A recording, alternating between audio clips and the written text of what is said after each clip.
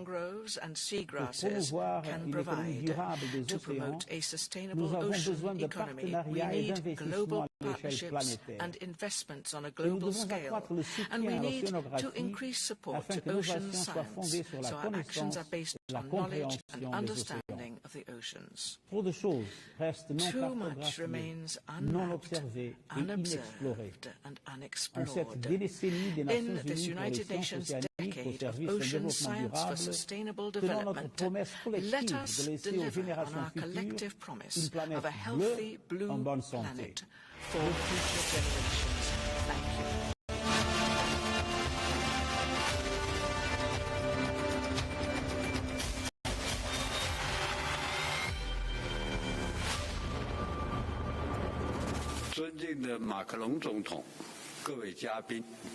Excellency President, distinguished representatives, the ocean provides a huge resource for humanity to survive and thrive. The ancient maritime Silk Road shows how nations along the route interacted, integrated, and achieved win-win cooperation throughout the ocean.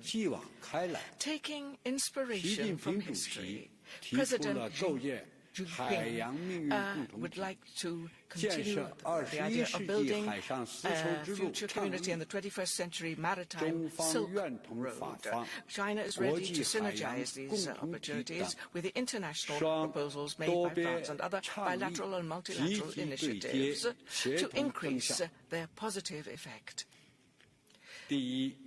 First, jointly promoting marine ecological civilization. We need to deliver the Sustainable Development Goals for 2030, to forge a blue partnership and to strengthen the prevention and control of marine pollution.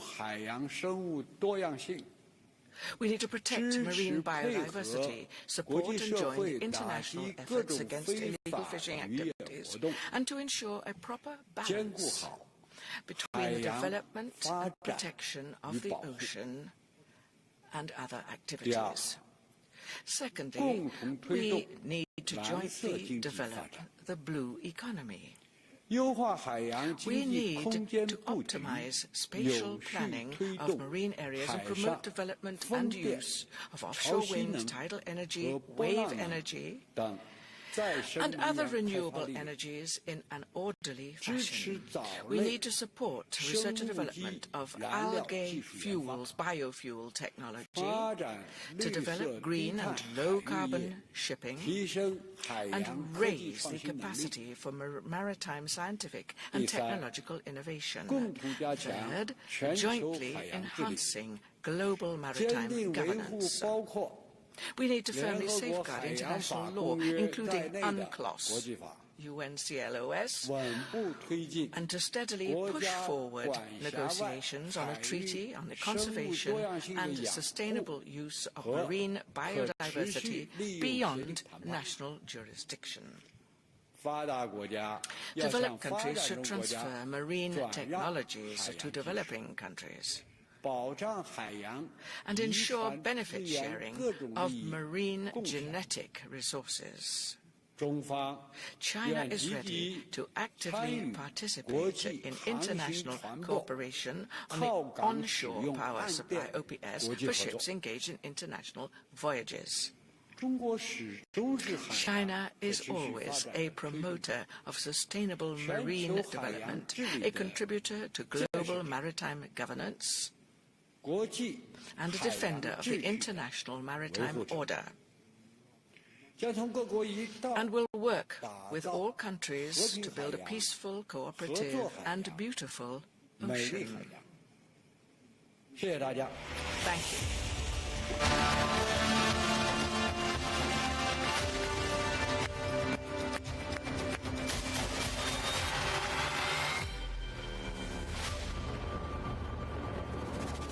Voilà.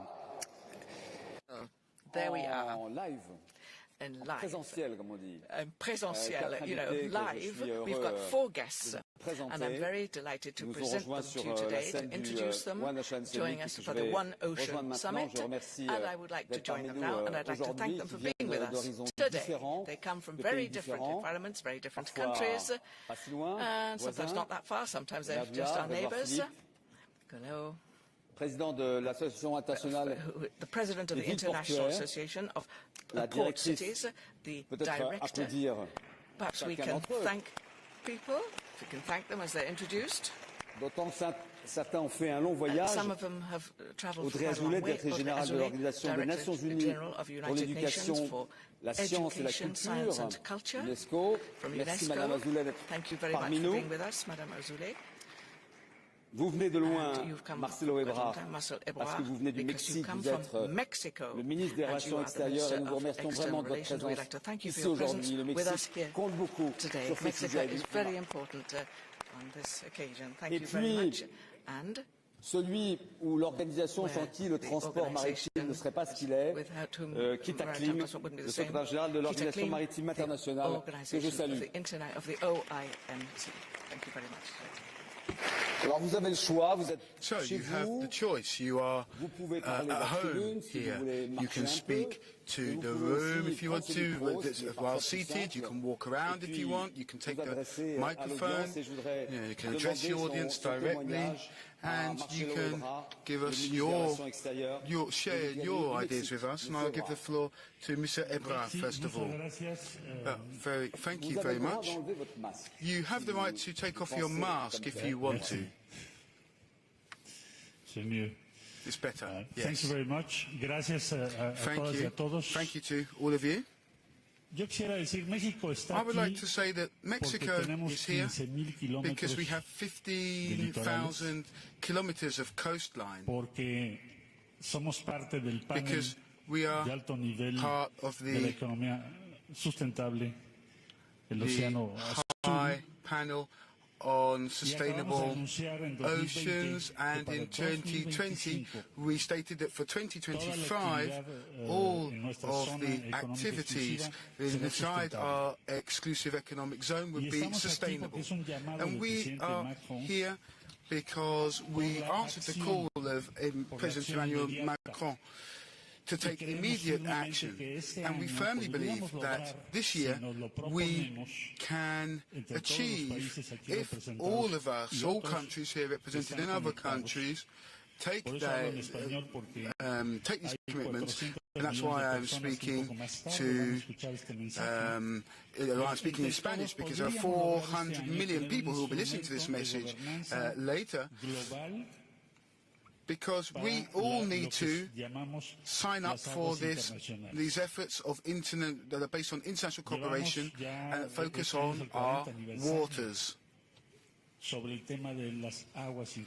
We've been speing about this issue of international waters for 40 years. The OAS has an objective of reducing plastic waste, reducing emissions, conserving biodiversity, but we need this instrument this year. We need this common framework for global governance. Is it possible in a world with so many tensions? If you read the newspapers today, you would say, well, why are they actually meeting to speak about global governance in the seas when there are so many problems, so many tensions that exist? Well, we defend the idea that there is an instrument, we can have an instrument that can allow us to have global governance, to protect our oceans and make them sustainable. And Mexico and many other countries want to fight for this global instrument that can be ratified so that we can govern the world and the oceans in a different way. It makes sense within a multilateral system. It's something that is within our reach. And I was really inspired by what was said by John Kerry. It's the time for us to act. Thank you.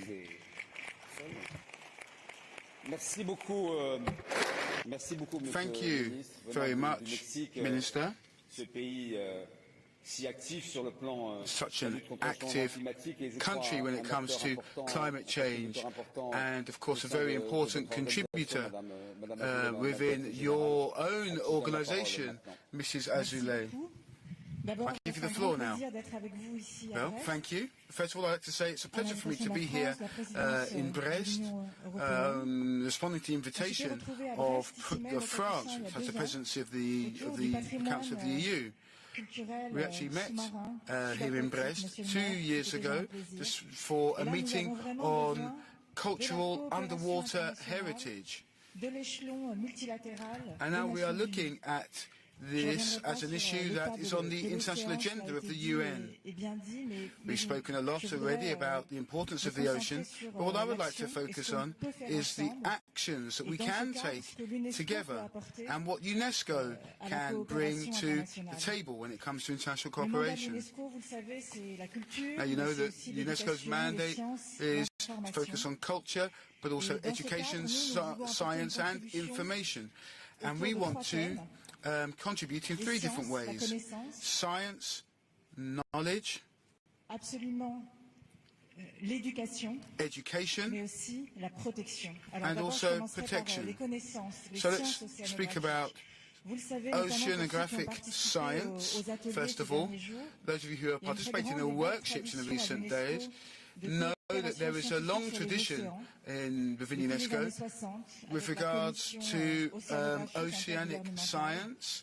We have the oceanographic, or the Intergovernmental Oceanographic Committee, and it guides the United Nations in terms of its work, the work that is done within the sphere of oceanographic science. We are still very far away from really understanding the true diversity of the ocean and the way the oceans work. And we have to invest a lot more in science in general, and above all in oceanographic science. And I would like to call upon all governments and companies to mobilize funds so that we can invest in this type of scientific research. We also have the IFREMER Institute here in Brest. We work with them very closely, and they are really at the forefront of this type of research.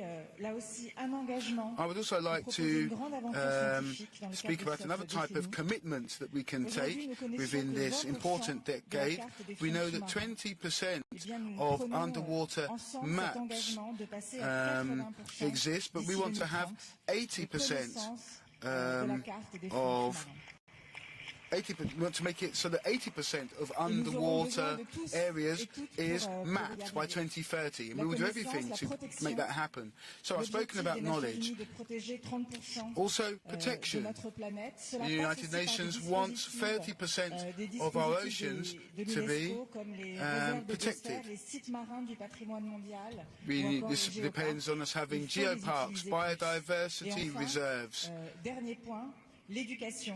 And finally, education as well. That's how we change mentalities in the long term. And so we have put at the disposal of governments guides so that these issues can be integrated into national curriculums more easily. Thank you very much. Thank you very much. We have very little time left because the different heads of state and government have arrived. So I'll just ask you just to wait for 1 second, Mr. Lim.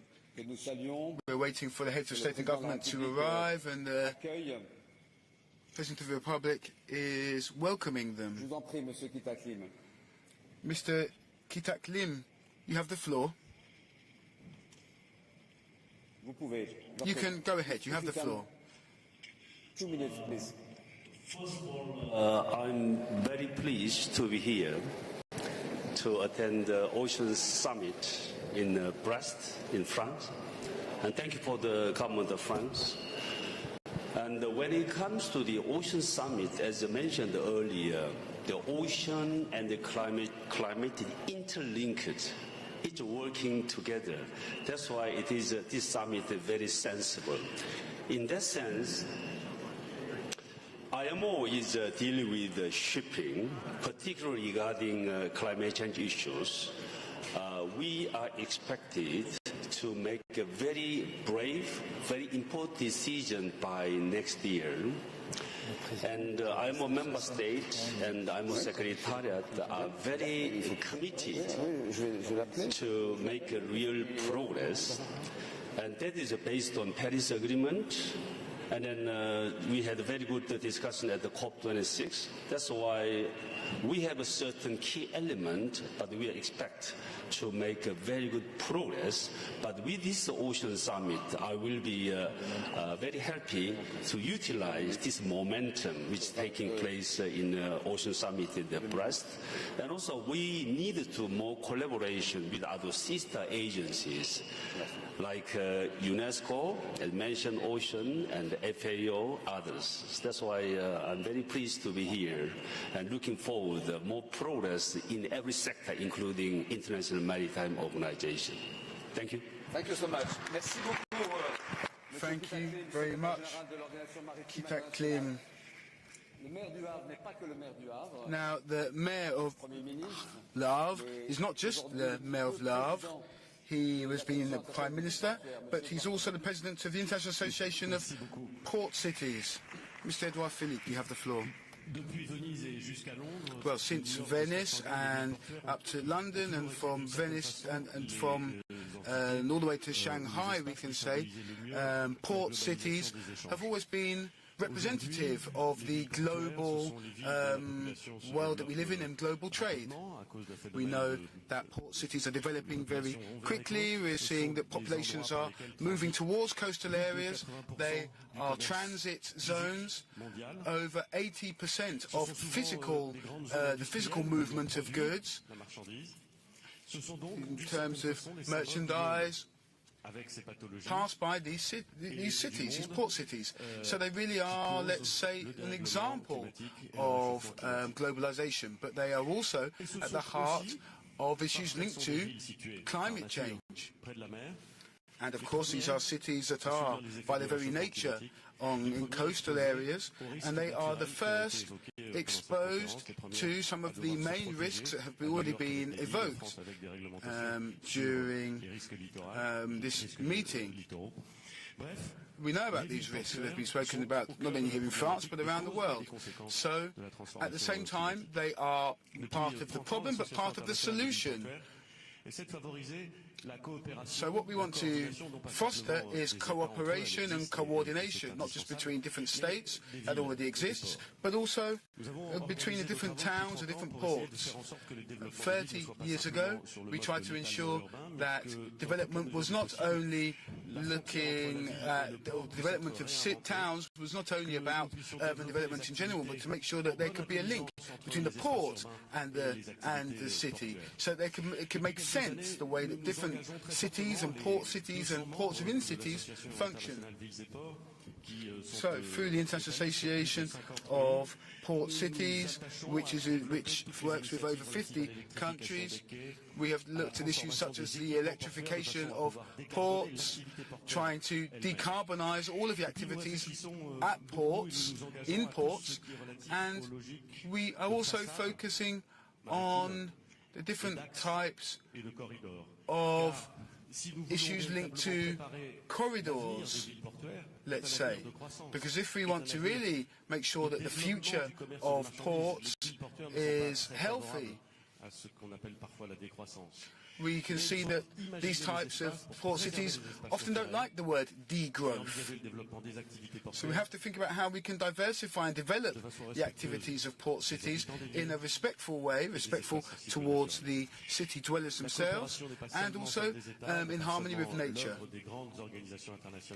Now, we know that Mr. Lim is a leader in this domain, as Secretary General of the IMO, but we all have our role to play in the years to come to make all of this a reality. I thank you.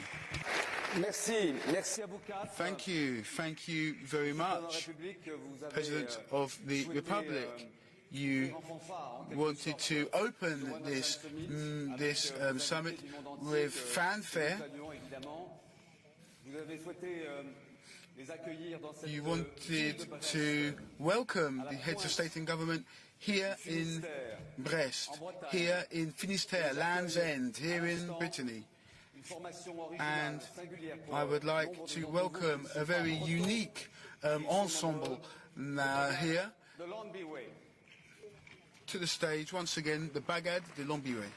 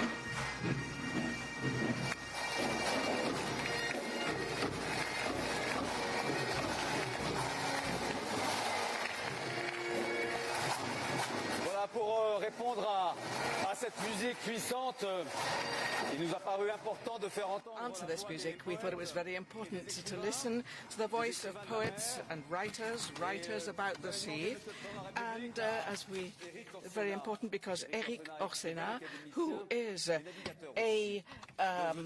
writer, he's a member of the Academy, and he's also a sailor and navigator, and he has sent us some words which show the commitment to the young generations throughout the world. I'd like to welcome, you are South African, welcome. I'd also like to welcome Lorenzo Arbino, Italian.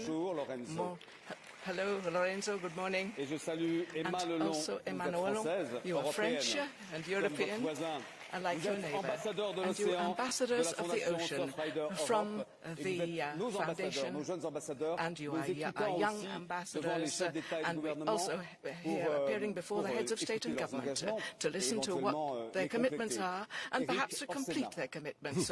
Eric Orsena now.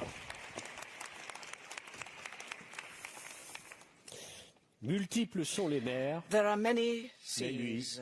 Est unique. But this sea is, then the ocean is unique. It is there and awaits us at the end of the earth, at the beginning of water, the ocean. For the last 30 years, since Rio de Janeiro, the climate has its meeting points, but it has remained on its own, isolated, no invitation. It would have been irritated to be in this place because it was not able to act. It said, but don't you realize it takes two, the atmosphere, myself, it takes two to dance since the beginning of time. So I'm sorry, I apologize, ocean. This omission has been repaired. It just so happens that in the French Academy, the Académie Française, I have the great honor of sitting on seat 17, that of Louis Pasteur and Commandant Cousteau. And so 200 years ago, Louis Pasteur told us of the existence of microbes, how essential they are to try to heal us.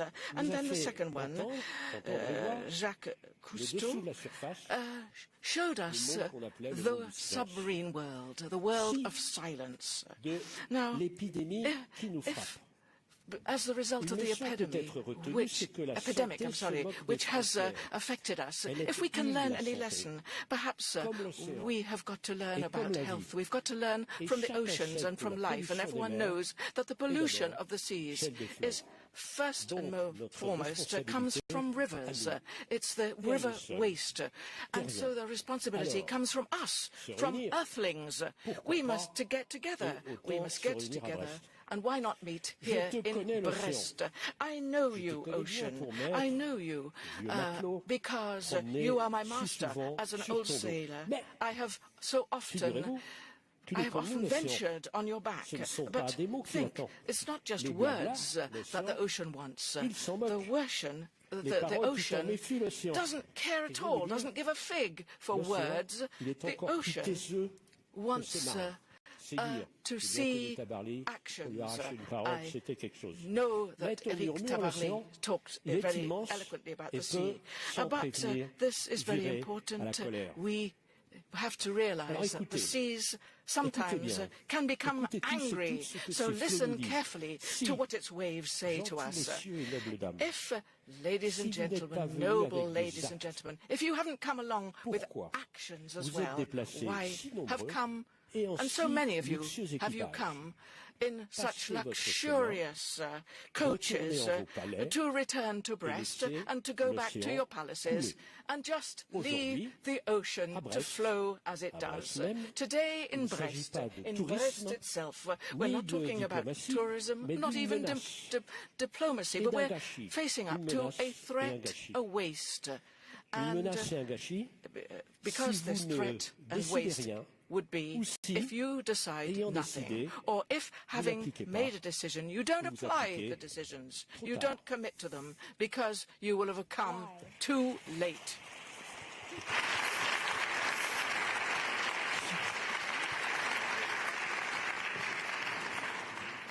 Why? But why do we allow this treasure to soil? Its resources so immense and so diverse. Yet we, the generations to come, will be deprived of it if nothing is done to protect them.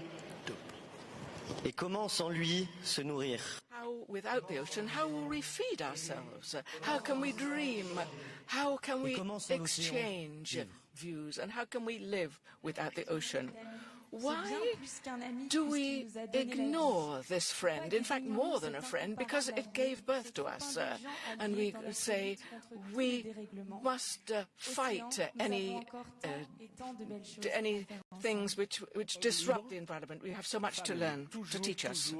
A free man, you will still cherish the sea and the ocean. At this time in Brest, mid-February 2022, will remain in history for the best, but it may also be for the worst. So, ladies and gentlemen, over to you and to us to take a step and to take action now. Merci Eric, merci Mérissa, Lorenzo et Emma. Je pense qu'aujourd'hui, les nombreux dirigeants ici présents sont prêts à répondre à cet appel. Ils ne laisseront pas, vous ne laisserez pas couler l'océan, mais parlons des faits. Notre action pour l'instant doit reposer sur des faits scientifiques. J'invite donc Antje Botius, directrice de l'Institut Alfred Wegener pour la recherche polaire et maritime, à Bremen en Allemagne, à partager son éclairage sur la santé des océans. Antje Botius. Of the oceans. Thank you very much, Olivier.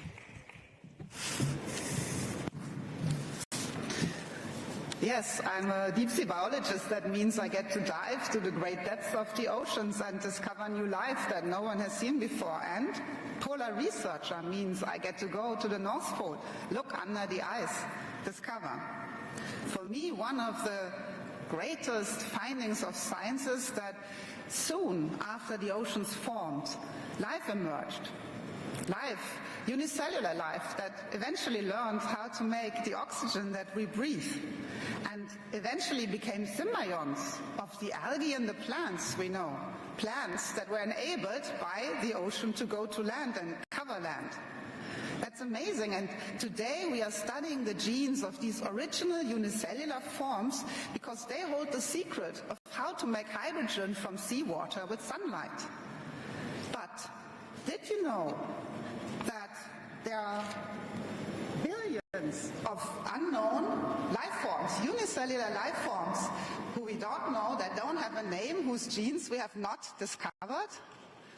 And do you realize, and what do you do with that scientific fact, that we know that marine life, the diversity in the oceans, is declining at a faster pace than the terrestrial life? It's incredible, but that's a fact. And do you realize that our research shows that the warming of the oceans, the heat waves we have in our ocean, endangers the eggs and the larvae of fish, of 60% of the fish we know and almost all the fish that we eat? What do we do with those scientific facts? Science is there, of course, to alert us. Science is there to show such problems, to highlight what we have to do to predict the future, but it is also there to make us dream. But here, I would like to voice the message of this One Ocean Summit to tell you that what we see, even from space, is that by now 60% of the corals have bleached. And by the end of the century, if we don't change our path, it will be all of them. We have to speak about the fact that kelp, mangrove, seagrass is declining faster than we destroy rainforests. And we cannot afford any of that, because not only do these ecosystems host an immense diversity, they are our solution. They are the ecosystems that remove CO2 from the atmosphere, so actually have to restore them rather than utilize them, destroy them. So what do we say here at the One Ocean Summit? We call for more ambition.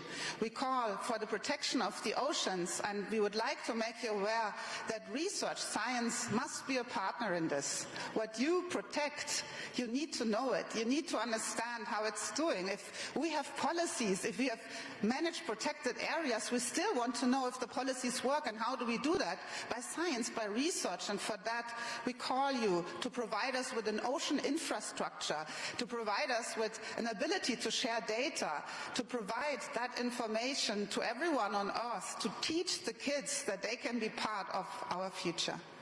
So let me end here by saying one important point again and again.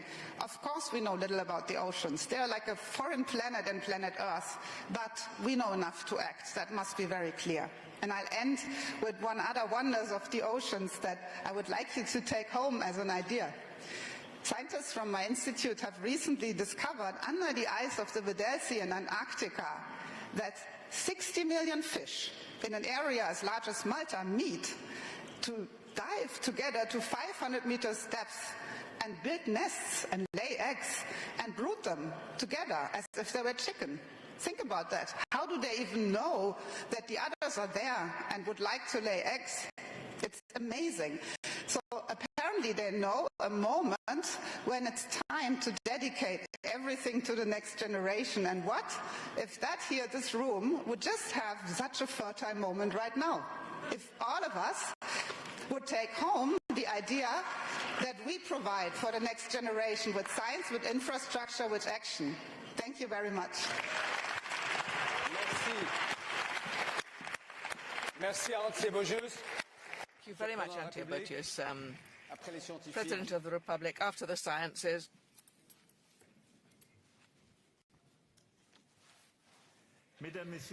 Ladies and gentlemen, heads of state and government, welcome to Brest.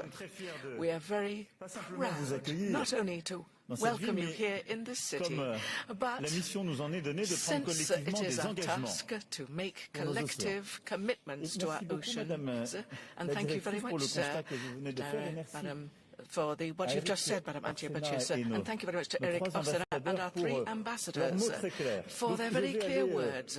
So really, I'm going to go straight to the goal, as is said in other cities by the sea. We know what the objectives are, we share them, and you know them even better than I do, I have to say. Ocean is the first victim of what we have done or not done, the whole question of pollution and threat to the ecosystem. It's part of the solution, because it has natural solutions through biodiversity and also to combat climate change, and for the transporters and all those who live off the seas, with our seafarers, with our researchers. We have a very fundamental, important challenge to combat the lack of biodiversity and combat pollution. We can be very direct. 2022 will be decisive. So in Brest today, we nearly enter into commitments, clear pledges, each of us for what, as far as we're concerned. I'd like to do this for France. Europe has a very key role to play, and I'd also like to thank our friends from all the continents for having been present with us here today. So the discussion is going to be structured into four stages. Firstly, to protect marine ecosystems and for sustainable development, also to fight pollution of the sea and plastic. Third, there will be an ocean, a solution in the face of climate change, so there will be synergies, ocean and climate. And fourth, on governance of oceans, because we've seen how very difficult it is to be able to organize things for spaces which sometimes are not very much regulated, at least they're not very represented. So these commitments and pledges should make it possible to structure the next few months. And I'm going to try here to just kind of go through our common objectives. At the end of the month in Nairobi, we will be able to decide together to start negotiations for a binding international treaty to combat plastic pollution. So we need to start. Some of us in Europe and in France as well, we have put an end to the major single-use plastics which we find in our oceans, and we're opening up now to an area of 100% recyclable. Now, if here today we undertake the correct commitments and pledges, at the end of February in Nairobi we'll have a very useful date and we can get going with this treaty. Then in March, New York. We need to reach an agreement to finalize a framework for managing the high seas by the end of the year. This is March in New York. So a minister will be present to make sure that the international community is totally represented there. And what we're talking about is 10 years after the Rio commitment for all our teams to actually bring this to a close and to finally make the tools available to protect international high seas, which are all too often unlawful areas. So March is very important. We'll come come back to that to be more specific about it as far as we're concerned. Now, then Geneva, moving on. We've got the 12th Ministerial Conference of the IMO, of the World, of the OMC, and we need to have an agreement to do away with public subsidies which contribute to overfishing and to illegal fishing. We must put an end to this. Et là, c'est simple. C'est simplement dire que l'argent des contribuables taxpayers' monies should not be used, our taxpayers, to continue to finance actions which we heavily condemn. And this would be an opportunity to be the first, under the aegis of the OMC, with main objective to protect biodiversity. Now, this is something we need to continue with, because we can't just have conferences talking about biodiversity and climate change, and then we come back to trade, just do the opposite. I mean, we must put things together. We must bring things, we must align the situation. So we want to put an end to unfair competition. I think we'll want to enter into commitments, but in Geneva for this 12th Ministerial Conference, I think we can go further than that, and we can really lock them in.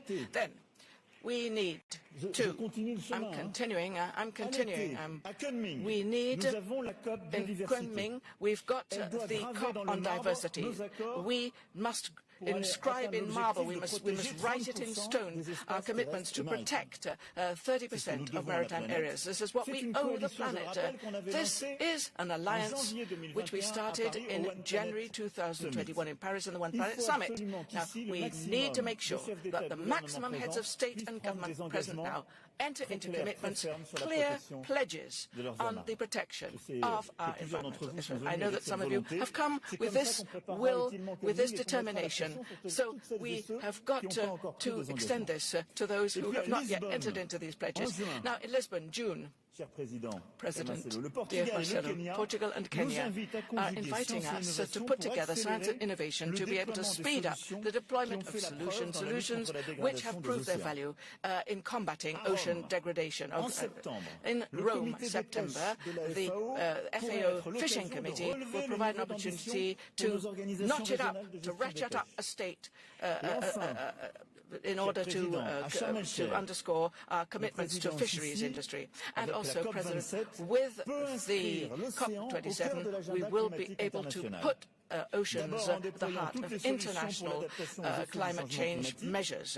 Firstly, using the measures because, of course, ecosystems protect against the rise of waters, but also to provide, to be able to restore the oceans to a livable state. So we really have a fantastic and a first-time solution to be able to deal with this. We've got companies, local elected representatives, young people. We do have a huge responsibility. It is to decide, to act, it has been said, and that's why I'm not going to say any more. I just want to say I've provided the menu for the year, if you'd like.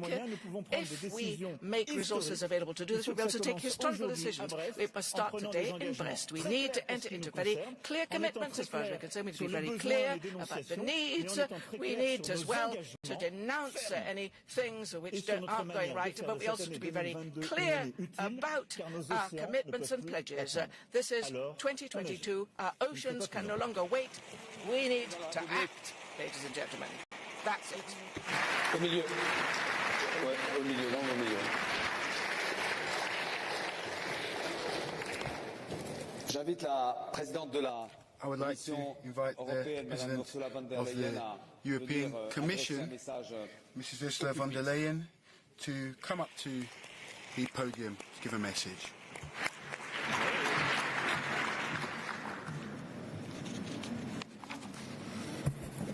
Monsieur le Président, cher Emmanuel, President, dear Emmanuel, heads of state and government, distinguished guests, excellencies, the foundation of European literature, the Iliad, talks about the ocean as the river where all things are born.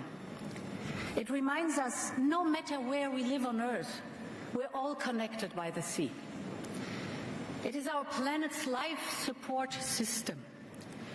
As we've just heard, every second breath we take comes from the ocean. It gives us half of the oxygen we breathe. It absorbs much of the carbon we throw into the atmosphere. Our entire climate depends on the ocean. We have mild winters here in Europe because the ocean pumps millions of tons of warm water every second from southern latitudes towards us. The ocean is life, the ocean is nourishment, it is energy, and it is jobs. 90% of traded goods are carried by the waves. And for thousands of years, the ocean has been a source of inspiration for art and a source of longing in literature. For ancient Greeks like Homer, the ocean was an almighty god. Well, I think today we would say the ocean is part of who we are. But today this ocean is in danger. Pollution, chemicals, plastic waste, overexploitation, you name it and you know it. The ocean is too large for any one of us, and yet so fragile. Thus, every individual action matters, and this is what brings us here today. It is time indeed for an alliance. It is time for an alliance between us and the ocean. And therefore, as you said, Mr. President, today the European Union and the French presidency of the Council are launching the High Ambition Coalition on the High Seas, for a coalition for adaptation still this year of the High Seas Treaty. We need it now. We're so close, but we really have to push to finish it this year. Only together we will be able to turn the tide.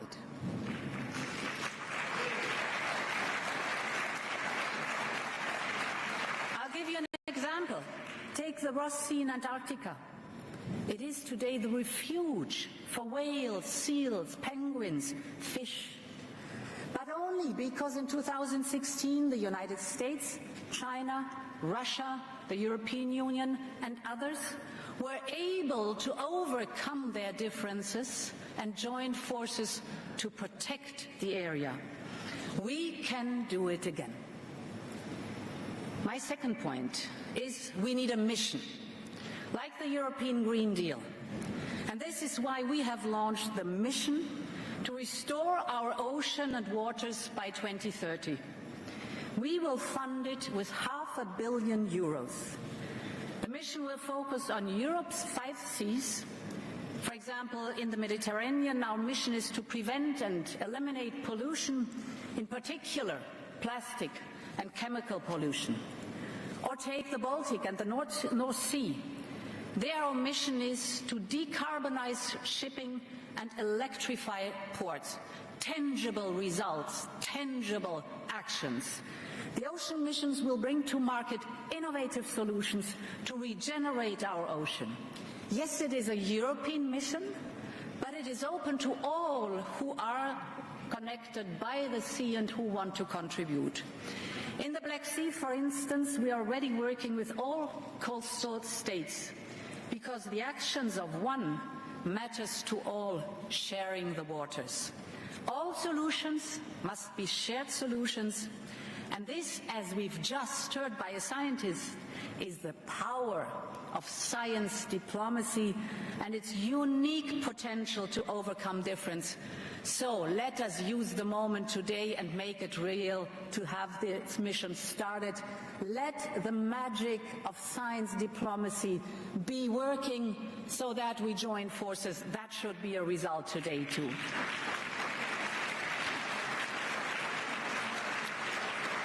And finally, the ocean is still a great mystery for humankind. We've just heard it too.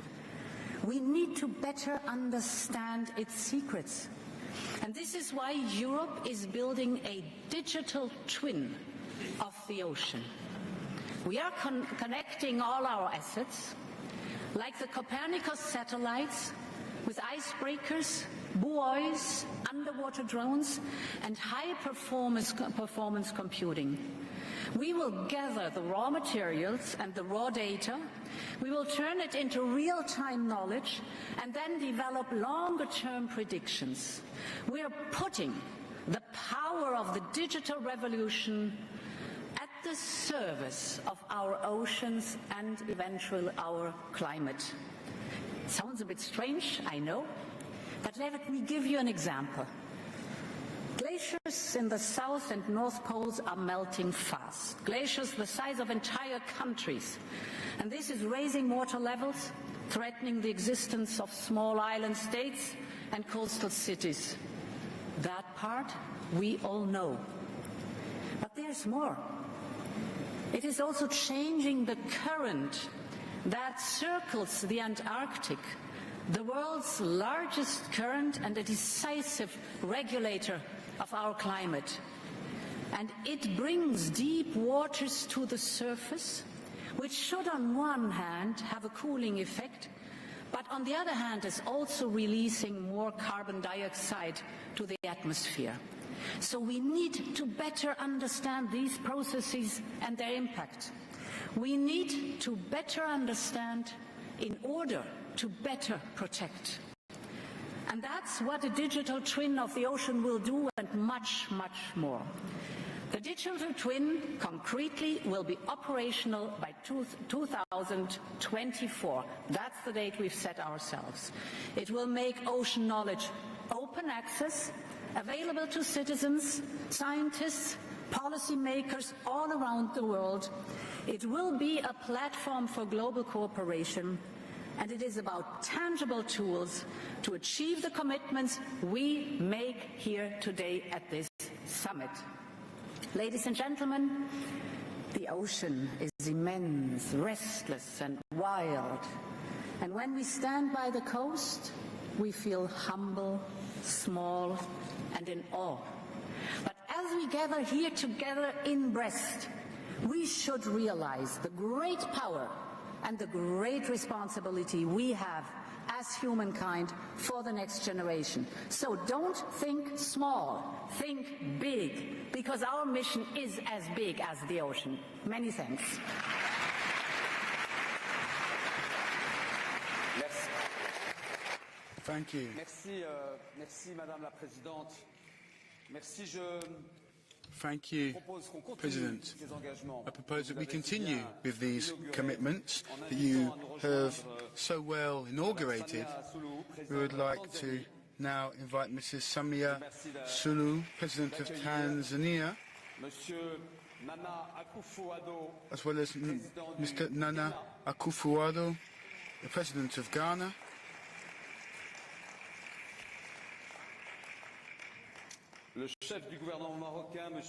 the head of the Moroccan government, Mr. Aziz Akanou. Mesdames,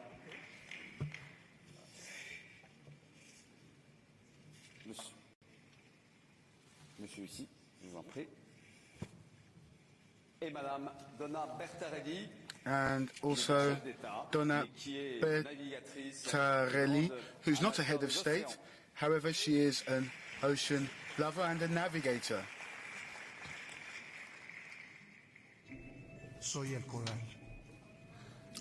I am coral. Some people think I'm just a rock, when in fact, I'm the largest thing alive on this planet. But for how long?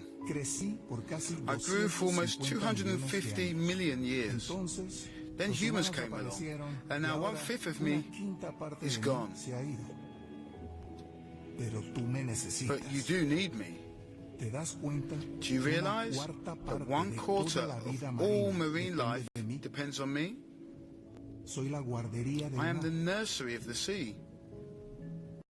Little fish depend on me for food and to hide from the big fish. That's right. You need me. I am the protein factory of the world. Yet you raise the temperature of the oceans, so I can't live here anymore.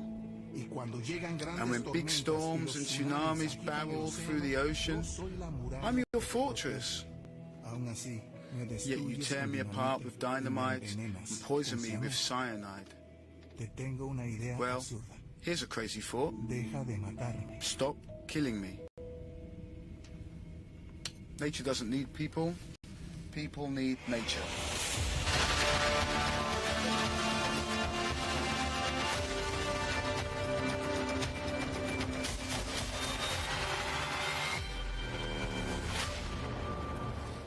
Monsieur Edouard Fish, président de la Polynésie française, Edouard Fish, president of French Polynesia, is also going to join us for this moment of sharing ideas. Alors, mesdames et messieurs les présidents et chefs d'État, Presidents, heads of state and government, the commitments that have been set out by the President of the Republic and the President of the Commission affect all of us. And I'd like to give the floor to Mrs. Samia Suluhu, President of Tanzania, first.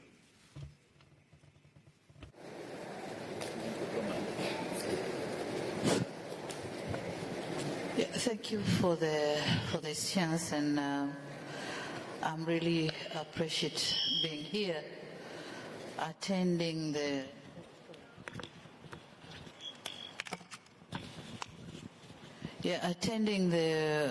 conference on how we are going to govern our oceans.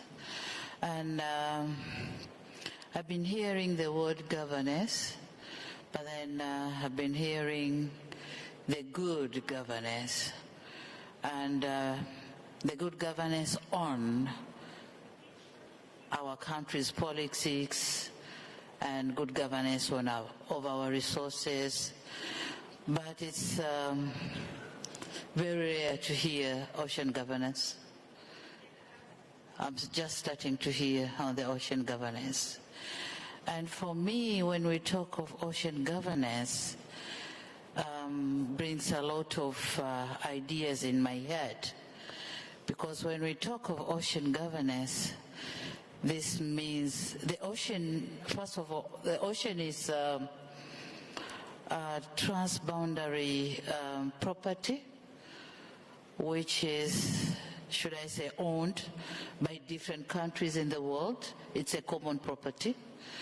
And by governance, that means we have to have a very strong mechanism of coordination, the way we are going to share it, the way we are going to use ocean resources, and how can we mutually benefit from the resources in there, and how can we protect this property together.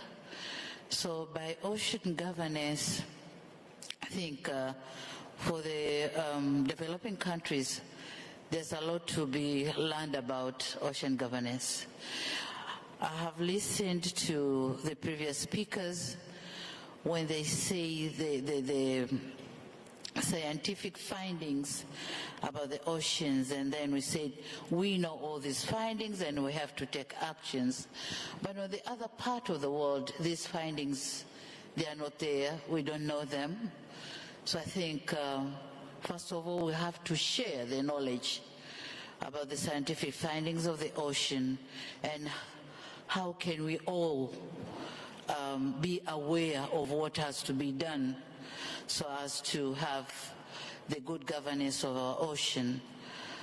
And I think I'm here to learn more from others, but I have to start by saying this, and I might be coming back again when I hear other people what is the contribution. But for us, the LDCs, Tanzania specifically, we are ready to protect the ocean, but there's a lot to be shared with us and probably with other countries.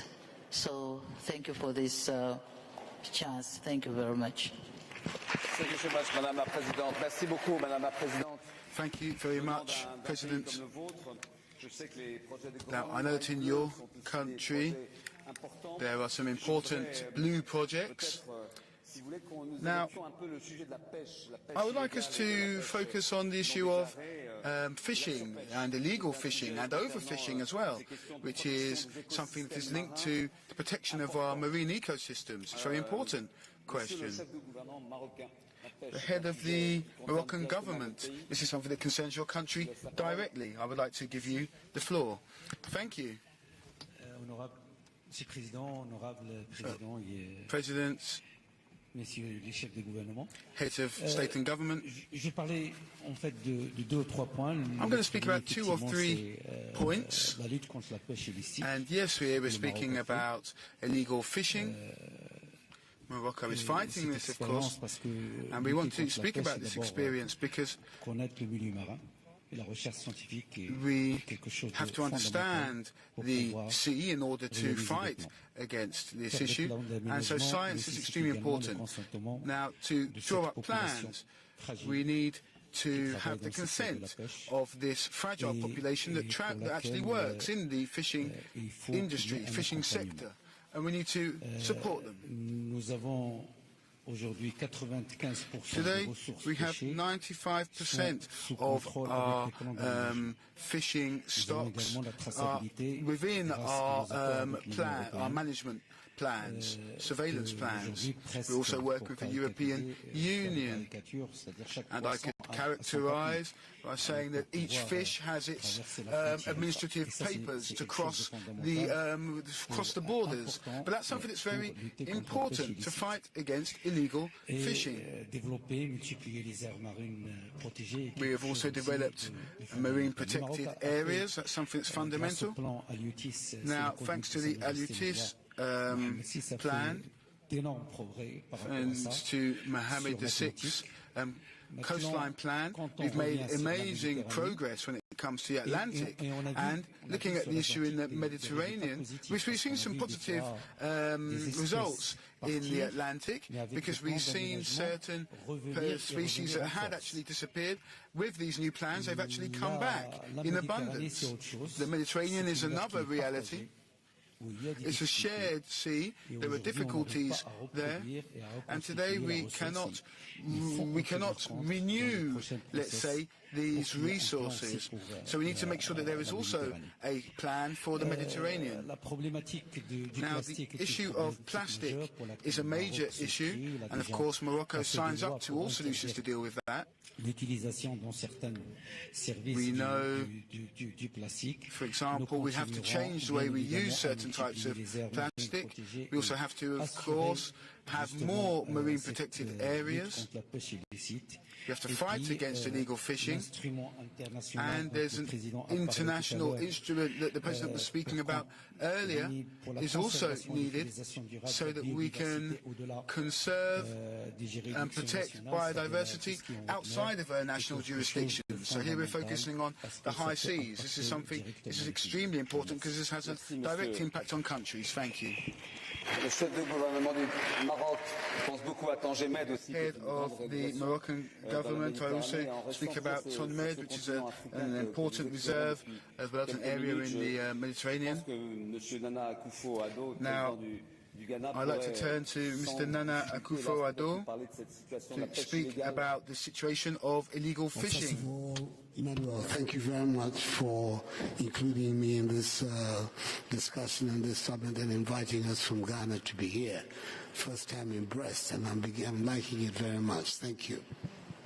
We have a national plan to deal with the unregulated and illegal fishing. It has several components, but the most important message that I have is that we support very vigorously the idea of a global convention in this area of how to control activities in the high seas. It's absolutely, countries like ours, I mean, we spend for us a lot of money, $200 million a year importing fish, which is the result of the significant declines in our stocks from illegal and unregulated fishing. So that is something that we support wholeheartedly, and we will sign up and be one of the first to sign up to a global treaty when it is done. Secondly, together with Ecuador, Germany, we managed to convene a ministerial conference on marine litter and plastics pollution, which came out with some very important decisions about what we need to do to deal with the issue of plastics. Again, the thrust is to establish a global treaty in the area. Ghana is determined to sign up onto the initiative. We think it is extremely important. All the facts about what the ocean represents for us humans have already been stated. 50% of the world's oxygens emanate from the sea. 25% of the absorption of emissions, human emissions, are done by the sea. So the sea, the importance of it and the necessity to preserve its efficacy, its riches, its wealth, its potential, is not a matter that is in dispute anymore amongst any of us. So that there should be action. And I think that that is really what is really, and I share these sentiments with the French president. We've come here not only just to undertake commitments. It's important, the states make commitments, but even more importantly, what we will do to make sure that these commitments are realized. And that's the position that we feel strongly about in Ghana. Thank you. Merci beaucoup, Monsieur le Président. Thank you, President. Alors, les navigateurs. So, the navigators, sailors, you are president of the Bertarelli Foundation. I will give you the floor regarding some new commitments you have maybe made. We have heard the ocean is in crisis, and yes, I'm a sailor, and I've witnessed both the beauty and the fragility of the marine habitats threatened by climate change, pollution, acidification, illegal and overfishing. But I also heard the growing science call for political leaders to adopt protection and the 30% protection by 2030.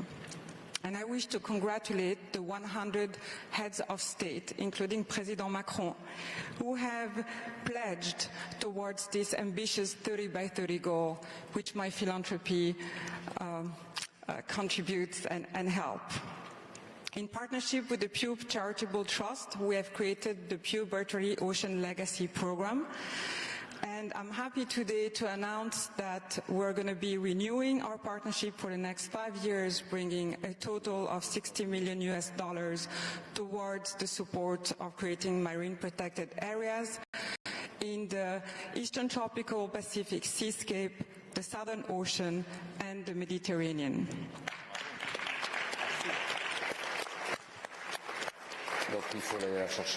I also wish to remain engaged in the important efforts to protect the exceptional biodiversity of French Polynesia, and alongside President Fritsch, which I had the pleasure to meet in Papeete last year.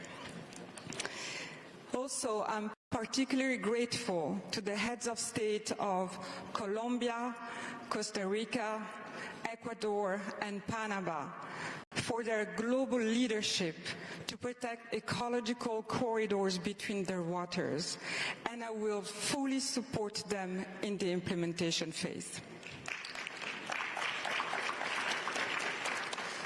And lastly, as the founder of Global Fishing Watch Marine Manager, a technology portal to support the effective design, management, and monitoring of protected areas, I call on heads of state to make key ocean data accessible and enable effective planning and sustainable management. Finally, as you, global leaders, work toward a healthy ocean, I will really ask you also to pay attention not just on the quantity, but also on the quality of those protection. We know Science tells us, and we know that highly and fully protected areas are proven to contribute to the climate and to the future for the billions of people that depend on a healthy ocean. So really saving nature, saving our ocean, it's really about saving ourselves. Thank you. Merci.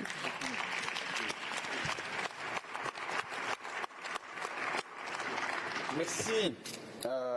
Des chefs d'État, Very much. des fondations, Heads of state, président de la foundations, President of Polynesia, Mr. Fritz.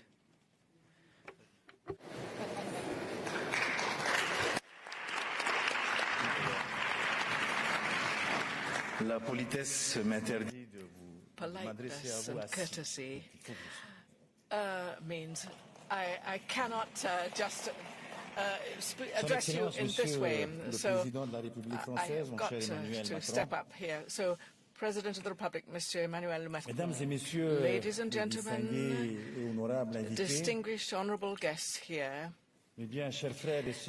brothers and sisters of the sea, of the ocean, ladies and gentlemen, I would like to address the greetings from the Pacific peoples. I'm only the representative here today with my friend, the ex-Prime Minister of the Cook Islands, and today President of the Forum of the Pacific Islands. I have to say, you have all our greetings. Polynesian culture reminds me that Utini Deida, Kamare Morua, in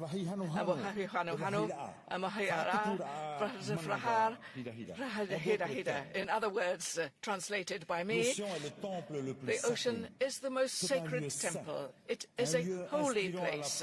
It is one which creates both fear and respect. And for Polynesia, it protects its birds. It organizes a traditional task which is carefully thought out, or prevents access to certain parts of the territory in order to preserve nature in these parts.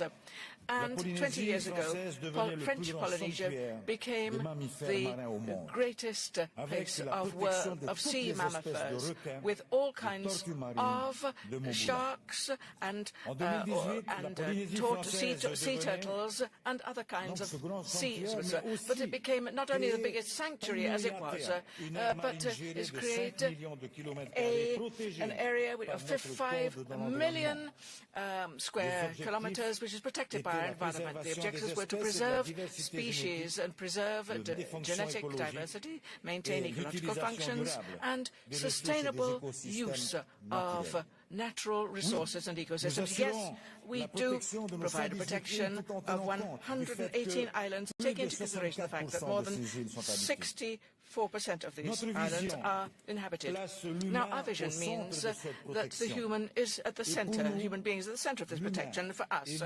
The human being is linked to the earth, to the sea, and to the air. Our vision is a global vision, and it is a systemic vision, and we want it to be sustainable. We want it to live on. We want it to live on, to persist. It means that we've got to improve the level and quality of life. We have got to regain and go back to our traditional knowledge and true solidarity of generations and of peoples. We must return to this. And really, there are 4 ambitions here. Firstly, which is preserve the heart of our islands.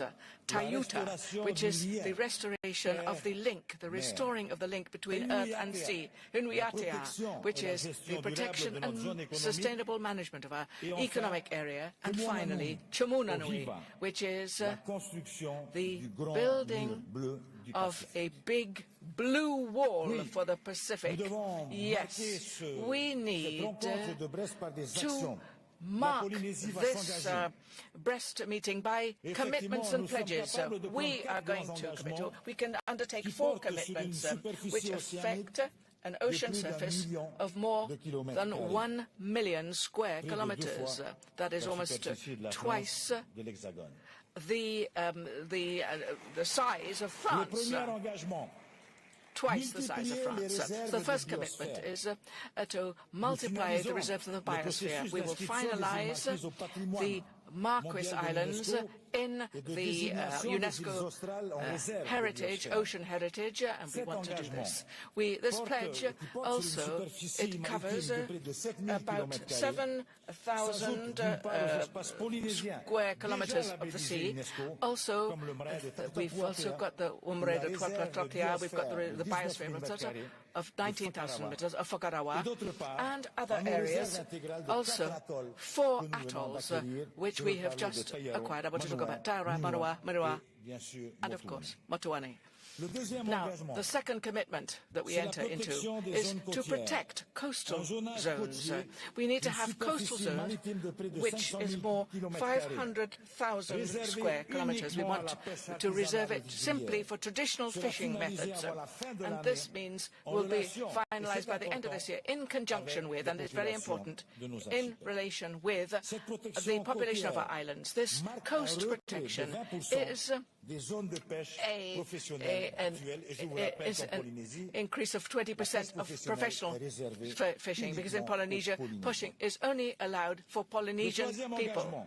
The third commitment, and this is to protect our lagoons and our corals, our coral reefs. So before the end of this year, we will protect all existing species of corals in Polynesia, because these ecosystems are about 15,000 square kilometers, and this action will concern 20% of atolls in the world. 20% of atolls, because they are the atolls of French Polynesia in the world. Furthermore, we will create areas where we will only provide certain mooring capacity in specific areas. In other words, we don't want to just have unspecified mooring. Now, these 3 commitments of Polynesia, they're more than 500,000 kilometers of protected sea surfaces, ocean surfaces, which is almost the same as France's surface area. But the fourth commitment is the most important, and that is a new area, more than 500,000 square kilometers. On the occasion of the 20th anniversary of our marine protection area, we will be organizing a further area of 500,000 square kilometers in the south. So by 2030, we would like to finalize this project of Rahuina to follow the classification of natural areas which are part of our islands. We want to launch an attempt to acquire knowledge and scientific knowledge of our 500 mountains, submarine mountains as well. And we want to know more about our biosphere, and we want to make sure that French Polynesia is recognized as a special, vulnerable marine area. Now, ladies and gentlemen, these commitments bring obligations, and we know that we can count on the state, on France, to accompany us and to help us. President of the Republic, dear Emmanuel Macron, to be clear, you said 3 years ago now, I don't forget anything, not me, you talked about the possibility of organizing a summit which would bring together the island peoples of the world, of the entire world. This is what you said 3 years ago. And you underscored this. And you said, we peoples of the Pacific, we said, we are the witnesses, we are the players, but also potential victims of the effects of climate change and of the health and the state of health of the ocean. So, Mr. President, I'd like to say that French Polynesia has welcomed this first world edition of the One Ocean and One Island Summit, and I suggest that we organize it in Tahiti at the latest in September 2023, the One Island Summit. Thank you. The first one. in view of all these commitments being entered to, I need to go and do some work now, which means I've got to ask Marisa Maidou, this young lady who was listening to what you said, and she is going to be an ear for the future, but I'd also like to call a little bit further from Polynesia, Antarctic, in fact. I'd like to call on Jean-Louis Etienne. He's here somewhere. He's got a wonderful boat which he built, and the poet Tara, the boat, I'm sorry, the ship which went around the world, which is in order to look at the world and carry out a survey. And it's in the Antarctic at the moment. It's near the Straits of Idel. So I think I'd like to ask the seafarers who've been there, been waiting for us the last quarter of an hour, shivering. I'd like to ask them to say something. We can see you now. Thank you very much. You're not all that warm, are you? I can see. Thank you. Professor, please. Professor. The floor is yours. Hello, everybody. Yeah, hello, everybody. I send our greetings from Tara in the Weddell Sea right now. We're at about a latitude of 64 south in the screaming 60s, and I can tell everybody that the region is living up to its nickname. It's very windy. We were hit with 75 knots of wind a few days ago. But yeah, we are here to conduct some important science with the Tara Ocean Foundation that seeks to understand the role played by microscopic marine microbes in the ocean system, and in particular the Weddell Sea. These microbes are really important in this system because they form the base of the ocean food chain. And so then they support the rich biodiversity in this ocean around us. They also play a role in contributing to the role of the ocean as a carbon sink, and in particular the variability in this carbon sink from year to year. And also, quite importantly, the nutrients that are used by these organisms here in Antarctica control the flow of resources to other parts of the oceans where they can support fisheries and livelihoods. So they play a super important role here. But the key thing is that these Antarctic ecosystems are really unique. We don't learn much about their structure and function from working in more pleasant conditions. So we have to come here in this lovely schooner to make these studies, to understand the role they are playing, and in particular to understand and to improve our ability to predict the impact of climate change on these crucial ecosystems. To do this, we have to collaborate, we have to work on board with the many different nations, and also in particular we are collaborating in this effort with our colleagues in Germany on the icebreaker Polarstern, which will come to the Weddell Sea next month to conduct sampling in the same location as us, which will give us a fantastic opportunity to understand how these systems are changing over the seasons, which is really very poorly understood here. But, you know, the Weddell Sea provides these really important services to humanity, for biodiversity, climate regulation, marine food supply, but its ability to do this is under threat at the moment. It's under threat from our changing climate, which is squeezing polar ecosystems much more than anywhere else in the world.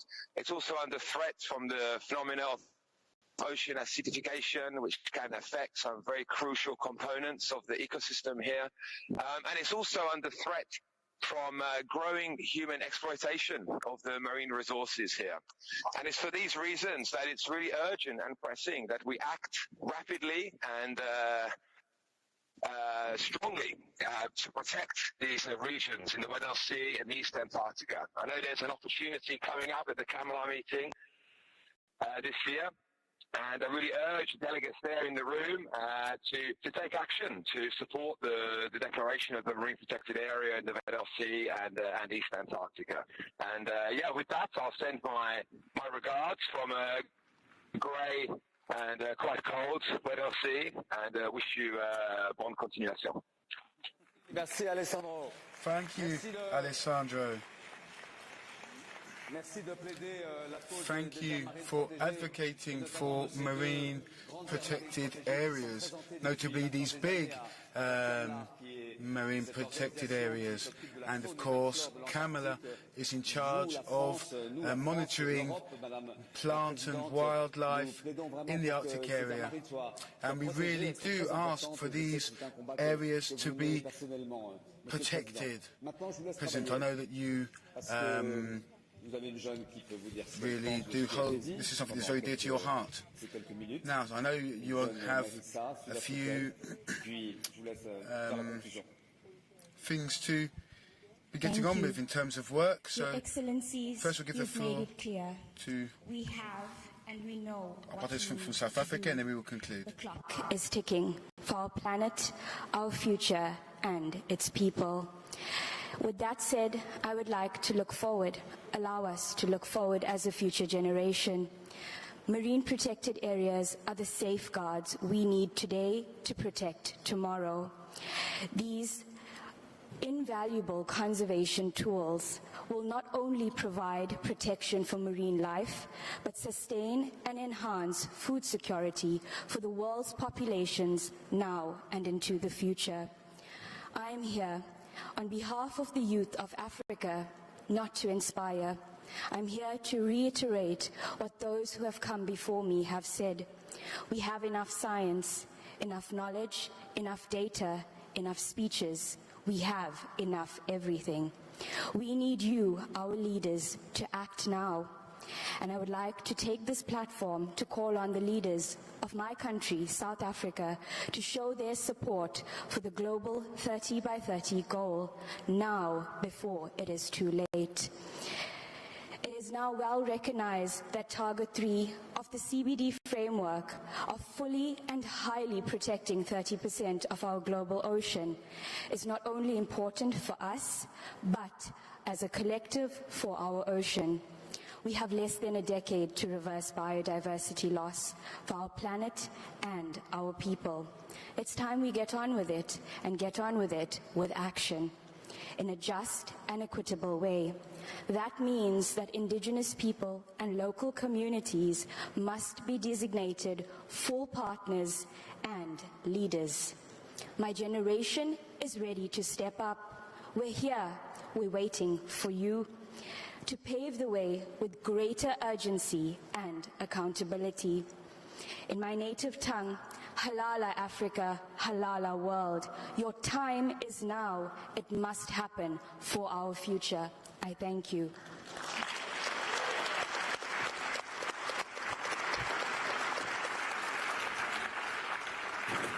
Merci beaucoup. Peut-être en conclusion Thank you. So to conclude after this first sequence, this first session, and maybe to come back to what's been said and maybe add a few things with regards to France and to be the spokesperson of some people who are absent. So we've heard about marine protected areas. So perhaps let's speak about where we already are, given the commitments that have already been made during this summit. So as I told you, we have set up this coalition, the High Ambition Coalition for Nature and People. And it's very close to what you were speaking about, President Fritsch. We launched this alongside Costa Rica during the One Planet Summit. And this coalition did have 50 members, but today it has over 80 members. And now we have 83 countries exactly. So I'd like to ask on all countries to join up. In fact, we will actually name and shame those who aren't on the part of this coalition. So, here in France, we had an objective of 30% of protected areas. I would like to tell you today that we have actually gone beyond that 30% objective, thanks to a decree that was signed this morning, which allows us to extend the French Southern Lands Nature Reserve, meaning that now we have 33% of French territory that's covered by protected areas. Alors, la réserve naturelle des TAF, French Southern Lands Nature Reserve is the second biggest protected area in the world, just ahead of the Natural Park of the Coral Sea, and it will protect 50 million seabirds, as well as some of the largest populations of king penguins and elephant seals in the world. And if France is the second largest maritime power in the world, it's also because of these overseas marine protected areas that we have. Now, experts tell us that the most difficult aspect is high protection. Well, yes, we have a 10% objective for high protection by 2030. Now, of course, this is difficult because certain sustainable fishing activities that we have in French Polynesia aren't compatible with this type of high protection. But today we're at a figure of 2%, and through some of the decisions that have been taken, we're going to pass from 2% to 4%, so we're going to double the number of high protected areas. But I would like us to have 10%, of course, in 2030, but we have reached our objectives for 2022. So we have doubled from 2 to 4, but of course we have an objective of 10% ahead of us.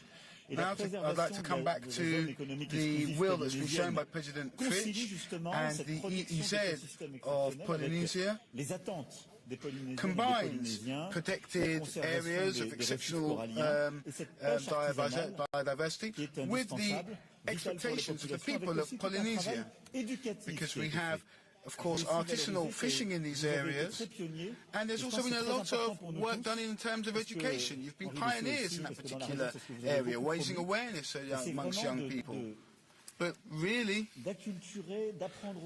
it's about teaching young people, children, how to protect all of our ecosystems. I'm going to be very clear with you, President. Yes, of course, we're speaking about these marine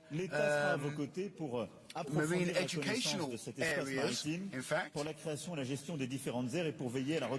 And indeed, I would like us to go even further with this idea of managing protected areas and having international recognition for this initiative. And I would like to say, yes, the commitment has been made. And now there's this whole question of overfishing and non-regulated, unmonitored, illegal fishing. And this is, of course, linked directly to the activities of mafias. And you explained this very clearly. We see this in the Gulf of Guinea, we see this in other regions, for example, off the coast of Guyana. And I also salute President Bello, who knows very well about illegal fishing in other parts of the world. We need to be much more active and better organised when it comes to fighting against this scourge. And what we're going to do at the level of the President of the European Commission spoke about this, we're going to strengthen the common framework of action. And France is ready to support any fishing organisations wishing to progress in this direction. So we support any organisations that want to be involved in being the police of the sea. France has been doing this, fighting against this illegal fishing through monitoring and controls. However, what we want to do is to go further. We want other powers, other stakeholders to join forces with us. We have Italy, Denmark, Portugal and the Netherlands that make up this small reinforced group, but we wish to also open this up to others. And we also want to put in place actions so that we can better verify, monitor and sanction these activities, because they are real scares, and they also participate to fueling mafia organizations. I spoke about that in the Canal of Mozambique, in the Gulf of Guinea, and in many other areas. So we are starting to see the birth of true European action, and we also hope this can be reproduced at an international level so we can really fight against this issue. And I'd like to thank you, Mrs. Bertarelli, for the commitments that you've made, and these actions, the Global Fishing Watch Marine Manager, which wouldn't have been able to see the light of day without your work. Et donc on voit d'ailleurs comment les fondations, les chercheurs, les États. So we see how foundations, researchers and states can work together, but I really want us to push forward with this agenda. And I'm going to finish with this next point. We need to go further when it comes to situations that are very complicated.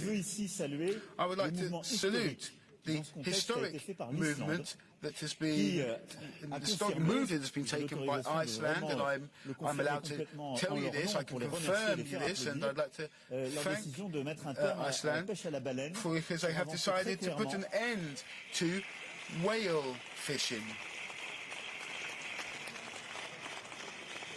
Et je veux saluer aussi la décision de plusieurs États dont le vôtre d'avancer sur un agenda qui est celui de ratification de l'accord sur les mesures de l'état du port, qui, comme vous le savez, est absolument clé pour lutter contre la pêche illicite par des inspections très concrètes et un meilleur contrôle des débarquements. Ce sont des mesures better monitoring of illegal activities and also of landings. So Morocco, Jamaica, Timor-Leste, the Marshall Islands, Papua and the Comores have taken commitments to join this important agreement. Je peux les applaudir parce que c'est un énorme travail, c'est un très gros investissement.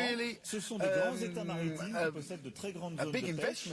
Et leur adhésion est un véritable engagement avec des systèmes de contrôle, et ça montre la cohérence de ce que, Monsieur le Premier ministre, vous avez parfaitement défendu.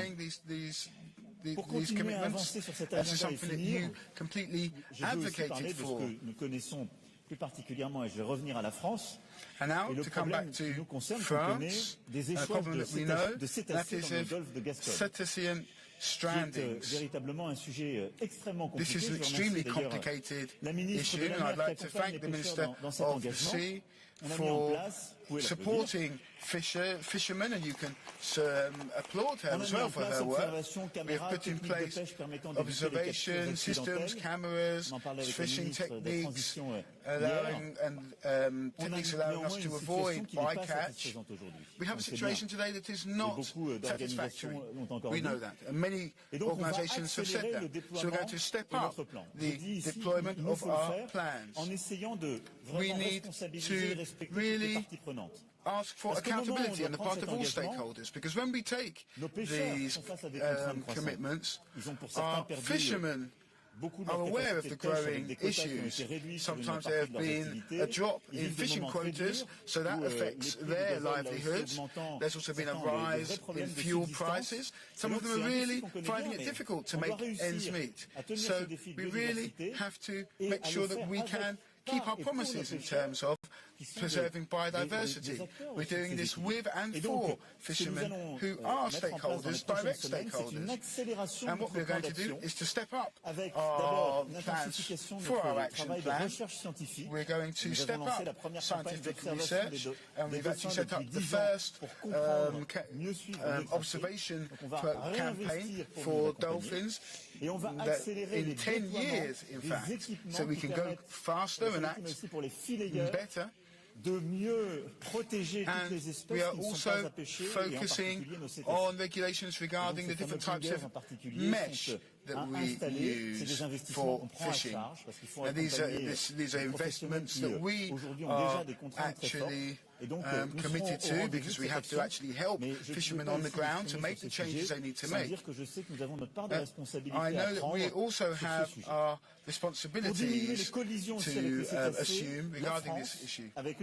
So France, with Italy, Spain and Monaco, also wants to ask the International Maritime Organization to create a particularly vulnerable maritime zone where ship speed will be reduced.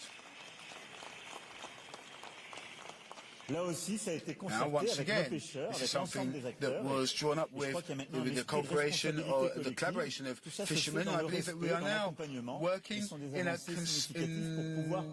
with concerted actions so that we can regenerate, renew species in certain areas. And there's a final issue, which is that of sea turtles. They also need to be protected, and they're all too often caught up in our fishing nets.